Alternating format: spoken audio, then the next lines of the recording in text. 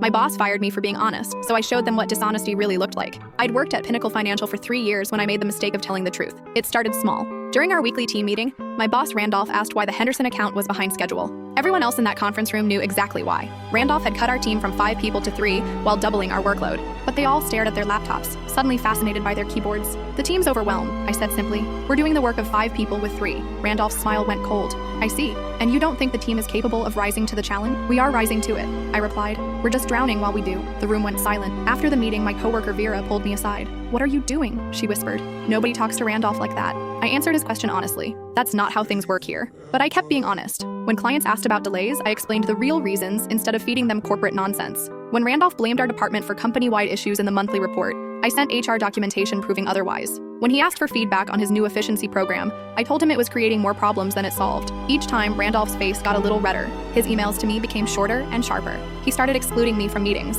then criticizing me for being out of the loop. The breaking point came during our biggest client presentation of the year. Randolph had promised Westfield Industries that we could deliver their project 2 weeks ahead of schedule. He hadn't consulted the team, he hadn't checked our capacity, he just promised because he wanted to look good. 30 minutes before the presentation, he pulled me aside. I need you to confirm the timeline in front of the client, he said. Which timeline? I asked. 2 weeks early, like we discussed. We never discussed that. It's impossible with our current resources. His voice dropped to a hiss. You will confirm that timeline, or you'll be looking for a new job. I stared at him. Westfield Industries would base major business decisions on this timeline. If we failed to deliver, they'd lose millions in delayed product launches.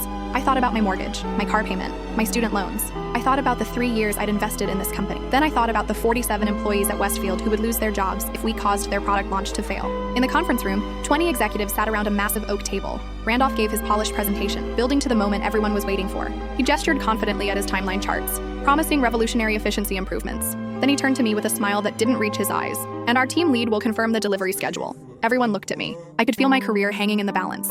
Randolph's eyes were burning into me, daring me to defy him. The timeline Mr. Gaines presented is not achievable with our current resources, I said clearly. A realistic completion date would be 3 weeks later than originally planned. The room erupted. Westfield's CEO started asking pointed questions about our project management. Randolph's face went purple as his entire presentation crumbled. After the clients left, he didn't even wait for privacy. You're fired, he said in front of the entire office. Pack your things and get out. But what he didn't know was that I'd been documenting everything for months. Every impossible deadline, every lie to clients, every instance of him taking credit for our work. As I packed my cardboard box, I realized I had enough evidence to destroy him completely. I couldn't fit what happens next in this short video. Watch the rest down below.